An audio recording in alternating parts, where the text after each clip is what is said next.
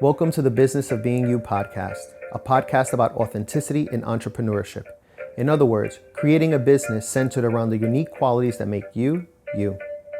My name is Marco Benitez, also known as Coach Marco B, and I'm an entrepreneurial coach. I help people to create businesses centered around one or more of three areas: the desire to pursue a passion, the need to be true to themselves, or to share a talent or gift with others. In this podcast, you'll hear conversations with people who have done just that. And while their businesses, background, and experiences are all different, the common thread that they all share is that they became clear on who they are and how it could serve. They believed in themselves, they took a chance on their dreams, they shared it with others, and now they have a business that generates income doing what comes naturally to them. This is podcast episode 4. Today I'm having a conversation with Jessie Chiang. Jessie is a spiritual business coach and the founder and owner of the Soul Clean Company, which produces natural products for spiritual cleansing and clarity. Jessie shares how she overcame sexual abuse at a very young age, being made to feel ashamed and insecure about her appearance, and how this led to a depression so profound it not only manifested itself as multiple physical ailments, but also led her to being admitted to a psychiatric hospital. Jessie, however, shares how she used all of her past experiences and the realization that she is an empath to not only overcome her depression, but also to begin living her life authentically, starting 2 businesses and bringing her a joy and fulfillment she never imagined was possible.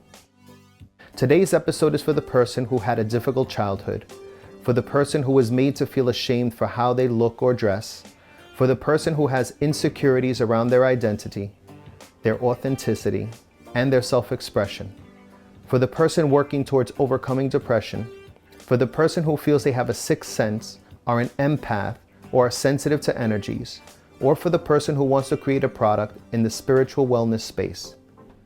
So let's get right into the episode and hear my conversation with Jessie Chiang.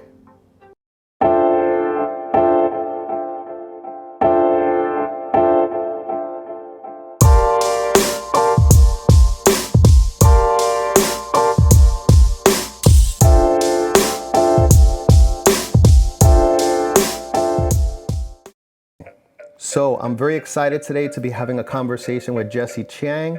Jessie Chiang is a new friend of mine. We met via my website and we share a professional group that we're a part of. And she shared a little bit about her story. It's a story of overcoming personal obstacles, dealing with conflicts of family and culture. It may even touch upon what some people know as scruples, debating between what is right and wrong.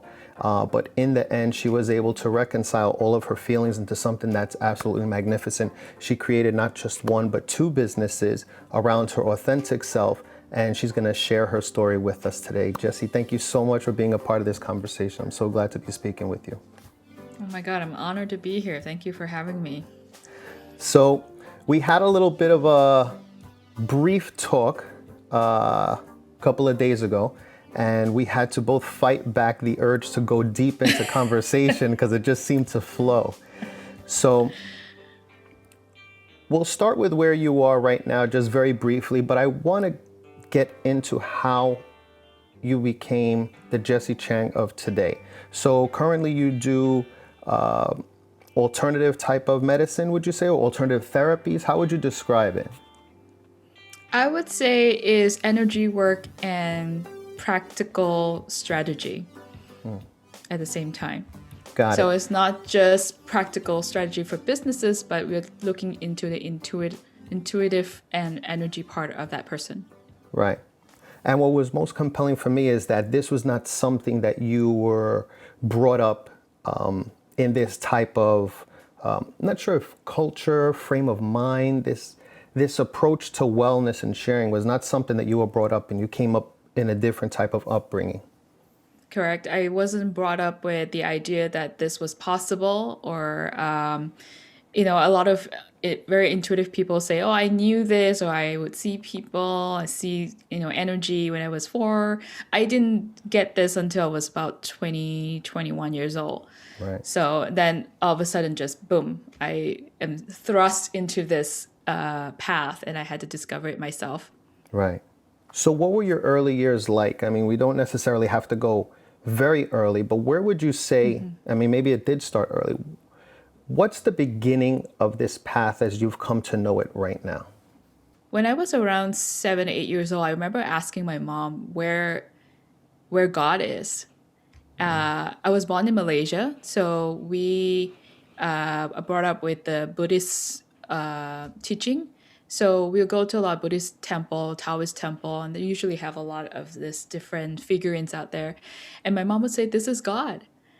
And I was thinking to myself, I know this is not it. And I remember wanting to find God so badly, like I want to connect to the other side so badly that I was so desperate to look for it. And throughout my whole teenage life, I was actually going to different types of temples. I go to Indian temples. I tried different types of churches. I was in Catholic church, in Methodist church. I even followed some of my Malay friends who was Muslim, and I've seen Qurans before. So I study all these different religious backgrounds. You had mentioned that you had a difficult upbringing. There was a lot of negativity or toxicity in your early years, and it affected you at some point to the point of making you unwell. Is that something you were able to share with us? Without going into much detail, I would say that most Asian family has very high expectations of their kids. And because I'm the eldest, I'm expected to, know it all, do it all, be independent, and also be pretty. And my ultimate goal is to marry a rich husband, and that will be perfect.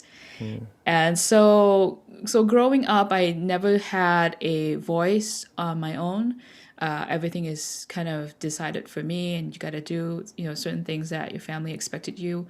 So I totally lost myself. I don't even know what I like. I can't even go for sports, even though I do that, but I always get a lot of negativity and discouragement in between. So as a result of that, suppressing and control, because I'm sensitive, I experience a lot of mysterious pains and aches and all sorts of illnesses growing up. And and that was really, really detrimental to my well-being. Right. Now, when you say sensitive, you're not referring to emotionally sensitive. You're talking about sensitive as in receptive. You see, at the time, I didn't understand, but in retrospect, that is the case. I was very sensitive to energy, to what people say, the words that were spoken onto me. Those I receive them at a different level. So it's not just words to me. I felt everything. Even when see what people say, I know where they come from saying that. I knew the intention. Right. Does that make sense? Yeah, yeah, of course. And even describing what you're describing now is at a young age, you felt that you could not be yourself, I mean, I think at any age, that's a challenging task. There's so many people that are well into adulthood that say, I don't know who I am.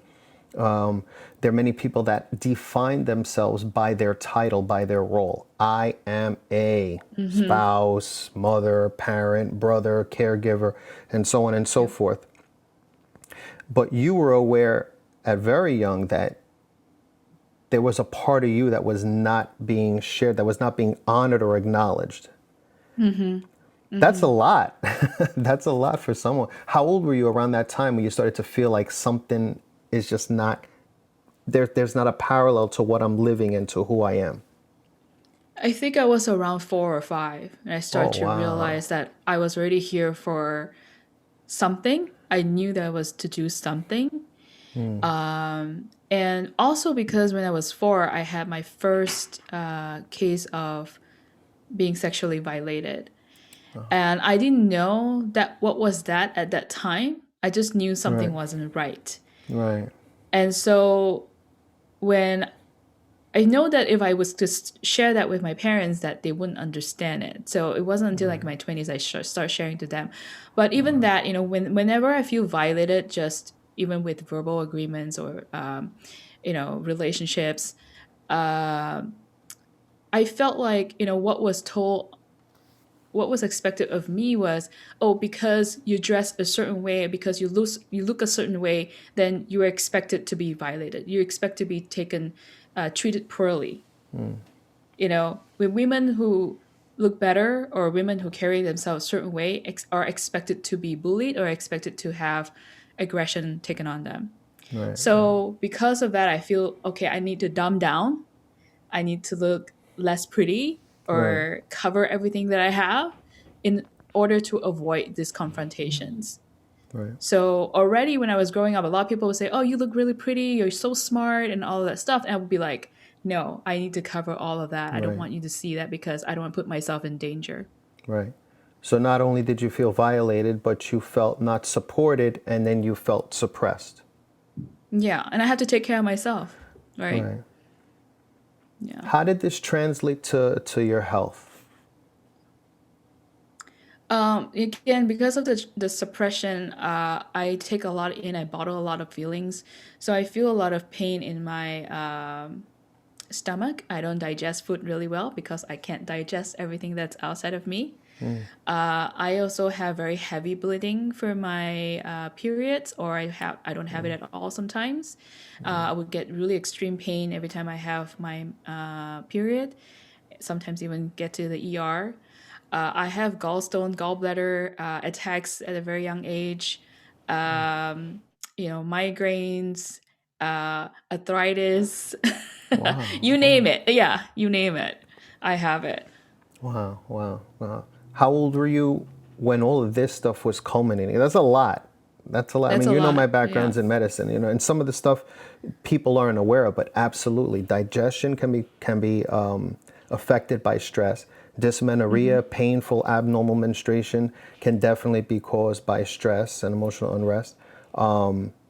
These are real things. How old were you when all this was happening? Well, ever since I was a baby, I came out Oh, with, wow. yeah, all sorts of. I think the gastric pain was the first one, and then it just escalated as I grew older. Yeah. And every time we go and see a doctor, they couldn't explain what's happening, and I Yeah. would go for scan, all Yeah. this sort of all these different tests. Yeah. But they will always send me home. Yeah. They're going to tell you it's all So in your head. yeah, and then when I start menstruating, is when it just got worse and worse and worse in my health. Wow. So physically, there was a lot going on for you, as you mentioned. But then this also became a lot bigger for you emotionally. Yeah, yeah. Going through my teenage years, again, because I didn't have the freedom to speak and freedom to be myself. I really couldn't wait to get out of my home. And then I experienced the sudden death of my grandmother and my best friend Oh, when I was in college here in Minnesota. And so I had to deal with all the grief by myself. At the same time, I was stalked by a guy who was in my class and he was stalking me. And so all of that just, you know, it all came at once. And I feel like I couldn't handle it. And that's when I fell into deep depression. And I remember taking that test that day with this psychologist, and she said, I've never seen this this bad of a case in her 30 years of practicing. And from then on, we tried different types of medication, and it yeah. just didn't work. And I ended up in the psychiatric ward. Oh, wow. Wow. Yeah. What was the turning point? When did things, where was the light? Where did that light come from in this dark tunnel, so to speak, this proverbial dark tunnel? So I really felt low about myself. I felt like everybody rejected me, everybody didn't like me, and I was really ready to let go. And honestly, my body at that time felt like it was just shutting down on its own. So when I was diagnosed with depression, I was literally on the bed for a few months. I wasn't able to function much at all. Not eating much at all. So it was that one night where I felt like, okay, I really just want to let go and move on to the other side. And then suddenly, I remember having my husband and my mom next to me at that time, and I couldn't even respond to them. They were asking me, like, what do you need? What do you want? And they were just constantly trying to get me out of that, like in that zombie mode. Right. And then suddenly, just this light that appeared to me. And it's not even a blinding light. It was just really calming light that came in front of me on top of my head. And it said, if you want to go, you can go now. But if you go now, you will have to do this all over again. And it was this brief, very calming voice. And all of a sudden, I just snap out of this whole depression thing. It's not like I didn't feel it, but I snap out of that zone. And I remember turning to my husband and said, get me help. I need help. Wow. And that's when I went into the psychiatric ward, which is interesting too, because they said previously it was really full. And by that time when I said I wanted it, there was a spot available for me. Wow. So I went in and, got help for 2 weeks. When I got out of it, I started researching what that voice was. And I knew then it was the guardian angels and the voice of God that came together for me to help me. And from then on, I just really just was following their guidance. They were teaching me what to eat, how to meditate, even changing my mindset on things. And I was able to wean myself off from antidepressant in about 30 days. Wow. Wow, that's amazing. It's interesting. And you answered the question that came to mind when you were mentioning this. I had a conversation recently with someone, and they too mentioned this moment of a voice that they heard. Initially, they described it as a loud voice, but it wasn't so much volume loud as it was clarity. Yes. It was a clear Yes. message. And my question to her was when you heard that voice, did that voice sound like your own? And you already answered. It sounded like something Yeah. different, right? Yeah, it's Yeah. amazing. It's amazing. I've heard this more than once. The first time I heard it was listening to one of the audiobooks with Dr. Wayne Dyer, which I'm sure you're familiar of. Yeah, and he mentioned it as well. If you pay attention to that quiet voice, you'll realize that voice is not your own. And I remember the first time I paid attention to it, I was like, okay, who's in my head, It's Yeah, trippy. Yeah. I remember being so scared trying to tune into that voice. But then when I go back to trying to communicate with the other side, it was not as scary. It's actually a very loving energy yeah, that came through. And so I just felt like, oh, this is also familiar. I used to have this before and I right, just abandoned it the whole time. And this is what I'm teaching right now is help people to learn how to listen to the intuition and the energy that's around us.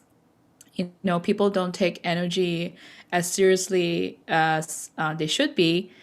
And I say that because I'm so sensitive to energy, and a lot of people actually feel it. Just because they don't see it doesn't mean it's not there.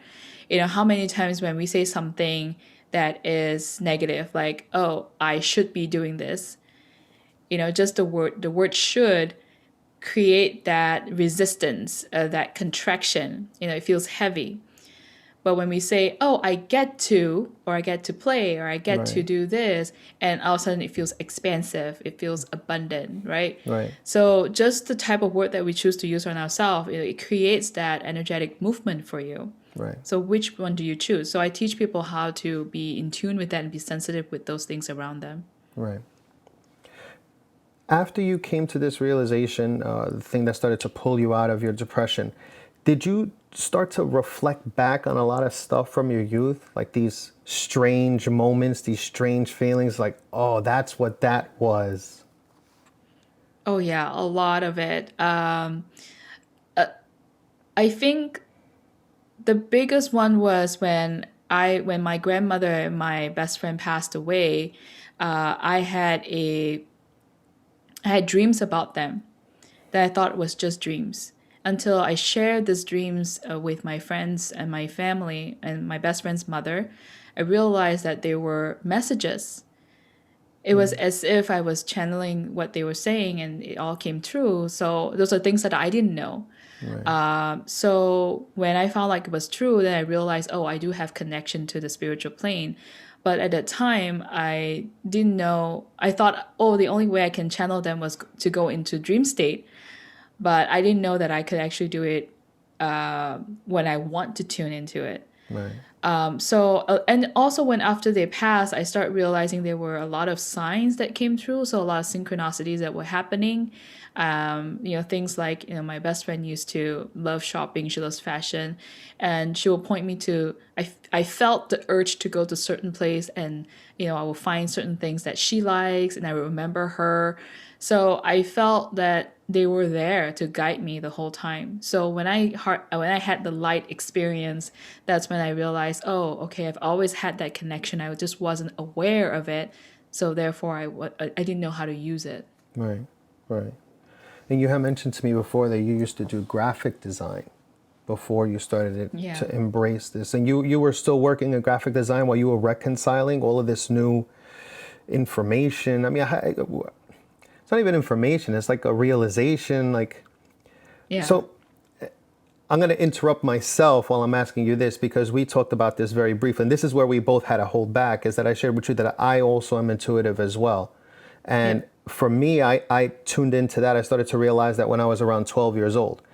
And the reason why I interrupted myself is because I said, when you started to have all this new information, and it's not information, it's like just this gush of water just drops on you, and you're kind of just trying to Exactly. like, what the hell just happened right now, Yeah. and Exactly. it's just a lot of stuff to reconcile. It's the way I describe it, and I'd like to know how you would describe it, but it's this.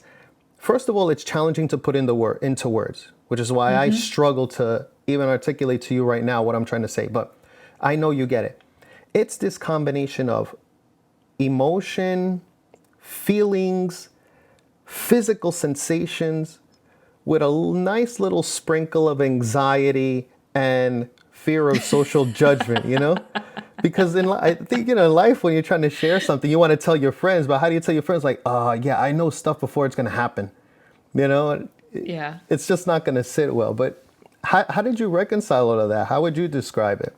Wow. I mean, you say it perfectly. For me, it felt like the water tap just turned on and I just flow. All of a sudden, everything just flow like Right. crazy. And just like you said, it's like the gush of waterfall, just fell onto me, and all of a sudden, I have this new skills and this new knowledge and It's true. this It's true. sensitivity. And it Yeah. also feels like, and I always tell my clients, it feels like you're driving a Ferrari Yeah. and you don't know what the buttons for and how to drive it, how to manage it, how to slow it down, not to go too fast. You could go really fast if you want to, but that would, put you in a lot of danger. But so it's like getting used to this new vehicle all of a sudden, and you upgrade this into this new car. Yeah. But yeah, and going back to that question you had for me, I actually I graduated with a psychology degree and minor in marketing before I Mm. started graphic design. I went into graphic design because I thought, oh, psychology may not be it because I couldn't get into any jobs. Just having a degree, I had to have a master's degree to become a therapist. So I do, I have a lot of passion for arts as well. So I've dabbled a lot of graphic design working when I was a teenager. So I thought, oh, maybe if I do that, I might be a better candidate to get better jobs. So then it was Right. in graphic design. I did quite a bit of work. I was really good at it, but I knew then that wasn't my passion. I still go back to reading a lot of psychology books, all this self development books, and I felt more at home with it. But now I actually use my graphic design knowledge on like website, building my own website, Yeah. building my own packaging for my products. So it doesn't go to waste. Right. Right. Everything's being used. Yeah. It's interesting, the path, right? How this all takes place. And we had mentioned it also before, that the expectation is that progression, success, it's linear, but it's like a drawer full of necklaces, you know. You pull it out and you're like, oh, which is the one that I'm All looking for? tangled. Oh, Yeah. yeah. And it's frustrating, you know, and this is why you need passion in what you want to do, because any rational person would just quit. Like, what are you doing? You know, Hmm. I forget who I heard it from, but they said that an entrepreneur is the only person that will work 80 hours for themselves so they don't have to work 40 hours for somebody else. Hmm. So after you start to reconcile this spiritual intuitiveness, your sensitivity, your past with your family, how did this transition take place into going into what you're doing now? So when I had that spiritual awakening, my first instinct was, what do I do with it? And I found this place called Temple of Light. It was a spiritual community. I got a job there as a graphic designer for their magazine. And from then on, it was like a win-win situation for me. I get to do graphic design work, get paid for it. At the same time, it was able to go to different workshops and classes that they had with like meditation, tapping into Right, intuition and learn all these different healing modalities. So that was really fun. That was like school for me. right, And my boss was actually my mentor. I'm so thankful for her till today. I mean, her name is Reverend Danielle Marie, and she encouraged me so much at that time. And it was just like few months into this whole tapping into my intuition, she pushed me to do my own readings at the psychic fair. So I set up a booth. I don't even right, have my stuff, and I borrow right, everything from her, and just sat there and started giving reading just for tips. I work for right, tips. And within a year, I have my own clientele. I started to have my own office, and I did right, a lot of readings and mediumship readings and do energy work from there. Then I started going into online readings as sessions. right, And that's when I noticed that a lot of my readings turn into coaching or counseling, since I right, have that background. right. Because a lot of times in the readings, you're just giving predictions. Mm, So you're not really showing them the way to get there. So when my clients come back to me like, well, you said this and that, and it really overwhelms me, and I know that that's in my path, but how do I get there? right, So I ended up doing a lot of coaching, and I realized this is what I really, really enjoy, and right, that was just 11 years ago. right. Do you have like a clear vision? Like, how would you state what your life purpose is? Or that's still evolving? I think my life purpose is to help women like myself to not waste time on figuring out what their purpose is.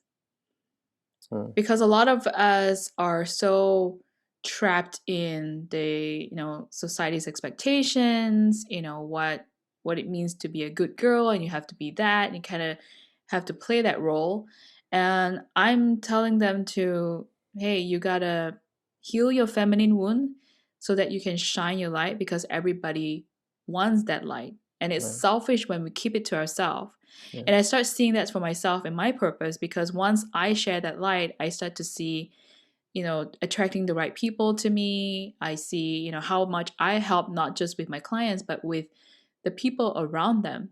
right, And just the other day, my client told me that her husband is benefiting from her being so grounded, and he mm, was able to uh, just feel better overall, and yeah, be able to do a better job in his work. yeah, So that lights me up every time I think about it.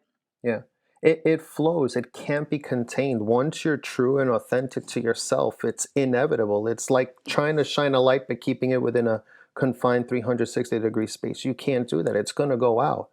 And you don't know what it's going to illuminate. You could light one candle here and it's shedding a light underneath a crack on the bottom of a door across the room. And someone standing there in the dark on the other side is seeing this light, this flicker. You know, Mm-hmm. this can repel. The light Yep. bothers me. I'm going to run away. This is something I'm not comfortable with. This can attract. What is that? It can unlock the nature of the person, their curiosity. It's definitely a beautiful thing. How did this become your business? Tell us about your business now and how you're sharing your work now. You said you created 2 businesses. So now I'm doing my coaching business at Intuit with Jessie, and I also am the founder of the Soul Clean Company, which is an online business that sells energetic cleansing bath products for empaths. For the coaching business, I help 6-figure entrepreneurs, women entrepreneurs who are spiritual, to help them accelerate their growth and achieve their goals with intuitive and energy work. Mm. So that's have been it's been my passion ever since I started. It's amazing where I can see them just taking on their role, the next role, because a lot of them are feeling like, oh, I'm scared to achieve my goals. You won't believe it. A lot of people are so successful, but they still have that mindset where maybe I shouldn't be that successful. Maybe I shouldn't take on something bigger than myself because I'm a woman. And I'm here to guide them through it, work through all that mindset blocks, and yeah, unblock that potential. So tell me about the products. So the product is based on pranic healing modality. Our main ingredients is sea salt and essential oils, high quality essential oils. What it does, it really helps you to cleanse negative energy. We collect negative energy anywhere, everywhere we go, whether we realize it or not. Sometimes we feel even more coming out from a conversation with somebody who may carry more negative energies. So if we don't wash that or release that, it accumulates and actually goes into our body. When it accumulates too much in our aura, it actually starts to affect us in our physical um, reaction. So my goal here is to help people to clear as much negative energy as possible through this sea salt and essential oil combination. So what we have, the lavender, the eucalyptus, orange, and rose. Each of them has different purposes. But if you don't know where to start, lavender is the best one because it really just cleanses every chakras and your mindset as well. Right. So I people who use it, felt like they feel immediate calm. A lot of empaths now use it as their regular routine to help them to just feel better about themselves and be more connected. And the whole thing really is when you clear off negative energy, you can be more in tune with your own voice. So you're not clouded by other people's voice that's in your aura. Right. Right. If you could go back to your 5-year-old, 10-year-old self, what would you tell her? I would tell her to be herself. I would tell her to be herself and not be afraid to fail, and take small steps to where she want to go. Really trust her intuition because it was there to guide her. It was already her inner GPS. She just really needed to take heed on that, and then everything will be okay. And because she ignored that, so that's why she went through so much. Yeah. For the person that's watching this that can relate to your story, having a toxic relationship with the family, abuse in the past, struggling with identity of who am I and how do I show up in the world, what do you say to them to help move them forward into being authentic and to taking a chance on themselves? I would say all of us are born with a purpose. And I think it's safe to say all of us have our own light that's unique to yourself. It's very selfish to keep that light, so please do share it. But if you're scared, there's a lot of help out there that can help you. There's also free resources. You can come to me. I can send you to these free resources for coaching. Um, but if you want to invest in yourself, this is the best way to get yourself out of that misery in the first place. All those blocks that you may have, it doesn't have to be difficult. It really is can be a smooth transition when you have somebody's brains and eyes and ears in your situation, and they can help you untie these knots, right? Like you said, when you're like taking these necklaces out from a box and they're all tangled, our job as coaches, and I know, Marco, you can relate with that, is to help you to put everything down on the table and see, okay, what needs to go and what needs to you need to keep. So don't be intimidated by the process of going through this transformation. I think everybody ought to do that, so that you can, and you deserve to enjoy life. You deserve to enjoy the flow that you are meant to have. And the universe has so much waiting for you. And all you have to do is just say, hey, I'm ready to serve. I'm here. And the rest will kind of flow into place. Absolutely. Absolutely. And I want you to give a little entrepreneurial advice to the person watching this because, I mean, you went over it briefly, but for the person watching this, I want them to be clear that you did not have any formal training on starting a coaching business. You did not have any formal training on creating a Mm-hmm. product line which would clear energies. You had no training in this. You Mm-hmm. said, okay, this is how I feel about myself and my own skin. Here's the light that I have to share. I'm going to share it in this way. But you had Yeah. no background. You didn't go to like start a chakra healing product, seminar. No. I think part of it is a little bit of observation from mentors and other people who's doing business. And so I've always been very interested in it.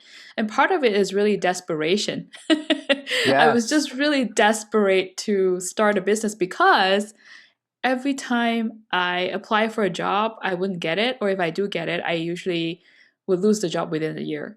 Mm, And I had like, I don't know, like 4 to 5 different jobs that was the same way. And I honestly didn't even feel like I could enjoy it. So right. I knew that if I was to step to another job, that would be the same, I would have the same fate. So Right. I might as well create a job that I like, that I enjoy, um, and that really use my creativity in Yeah. this, in whatever production that I am.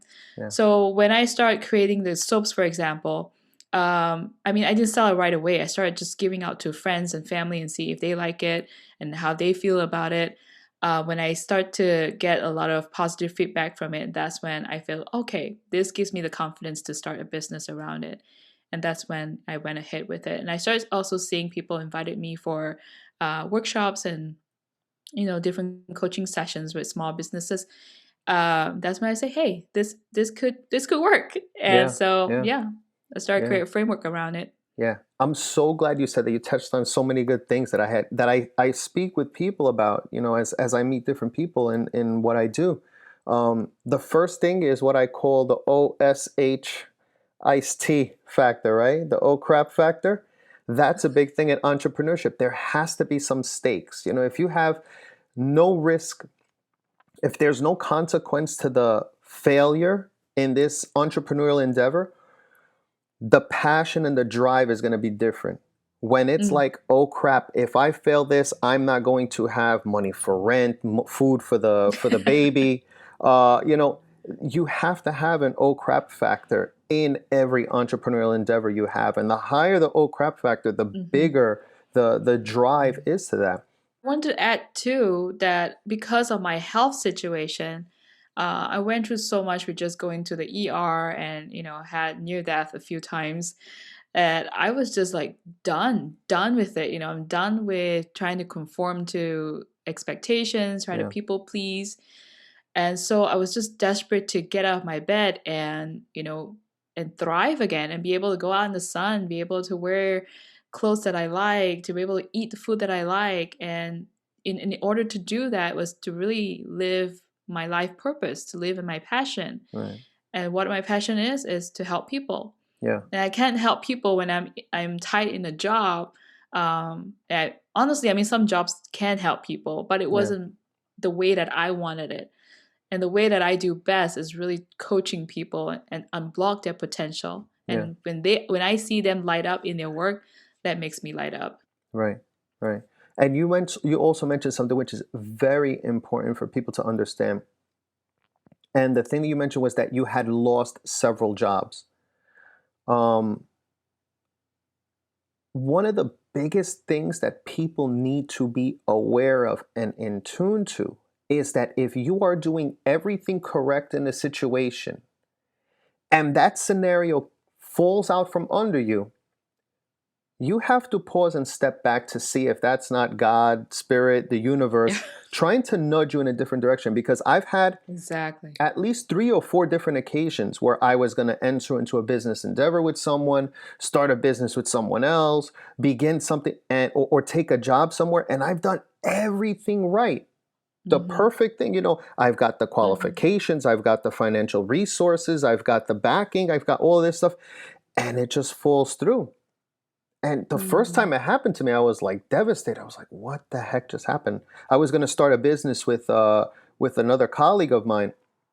We got to the point of creating a tax ID number. We had bank forms that we signed because we had opened up a bank account, and we had to get one final signature from the person who was going to lease us the space.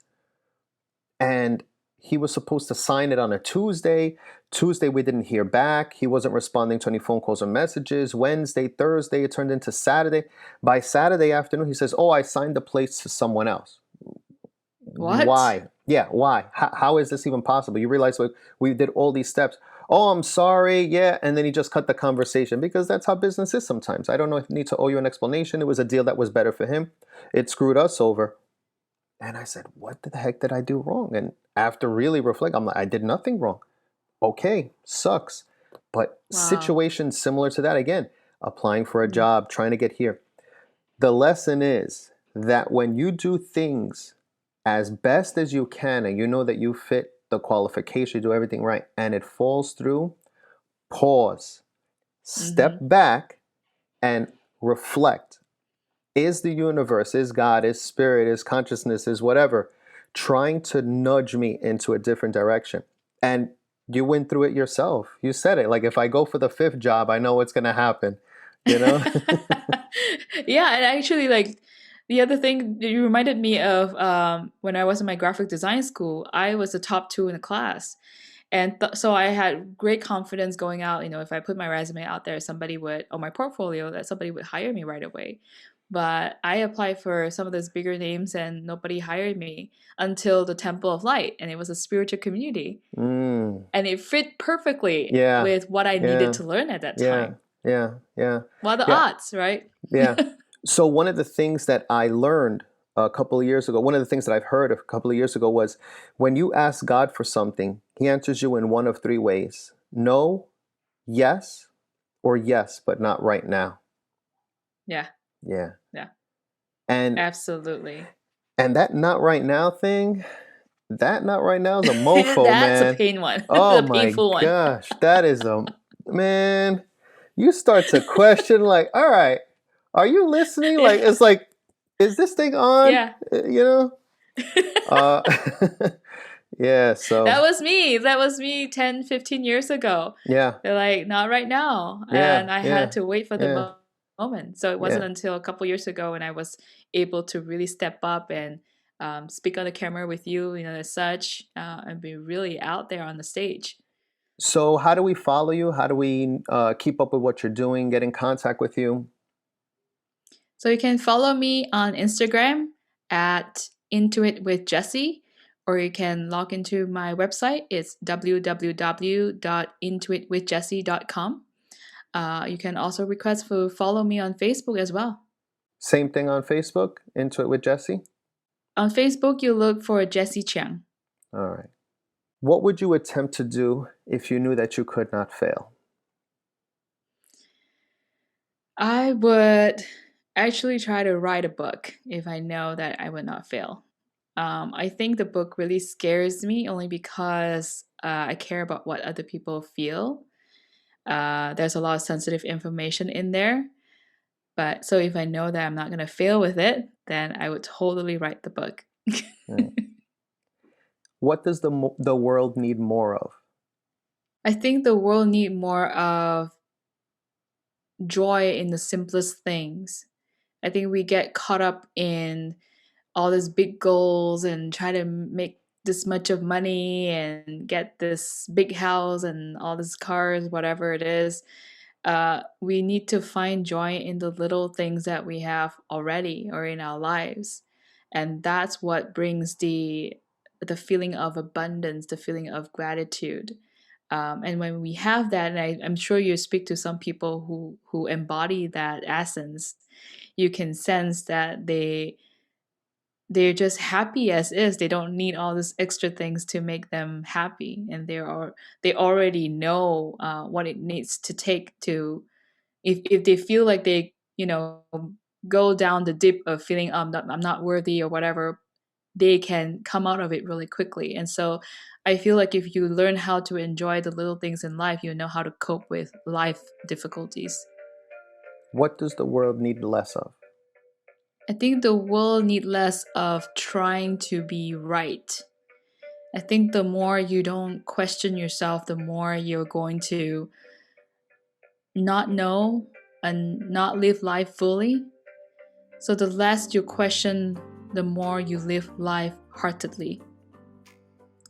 lightheartedly. So I feel that they need less of trying to feel like, oh, I'm right, and I know what I'm doing. It's not always the case, because you need to really check with the people around you, constantly question yourself, constantly ask if I'm on the right path, am I doing the right thing, do I have the right motive? So ask all these questions to make sure that you are true to yourself. So be less of inauthentic, if I may say that. Right. Jessie, it was so nice speaking with you. Thank you for sharing your story. Thank you for laughing at my corny jokes. That was cool. It's funny. I think you're a great host. Thank you so much for having me, really. This has been a great conversation. Absolutely. I know we're going to have more. Yeah. This is just the beginning, the first conversation, and I hope that we'll stay in touch and we'll continue to share our work with each other. All right. So sending much love to you, and I look forward to speaking with you again soon. Likewise. Thank you so much. I hope you enjoyed my conversation with Jessie Chiang. As you can see, while your past plays a big part in your story, it does not necessarily define who you are, how you show up in the world, or where you share your talents, passions, and gifts. What's one way that you've changed for the better after overcoming a challenge? Tell me in the comments below. If you enjoyed this episode, don't forget to hit like and subscribe so you can be notified when new episodes are published. And that'll also help bring this podcast to more people who will find it helpful. Lastly, if you feel something inside of you pulling you to do something new, different, or great, even if you're not sure what that is, I'm here to help. Just visit me at coachmarcob.com and explore one of my different coaching options. Or you can subscribe to my mailing list and receive my new ebook for free. Remember, you could fail at something you don't want, so you might as well take a chance at doing something you love. Let the world see you in all of your awesomeness, and I'll see you in the next podcast.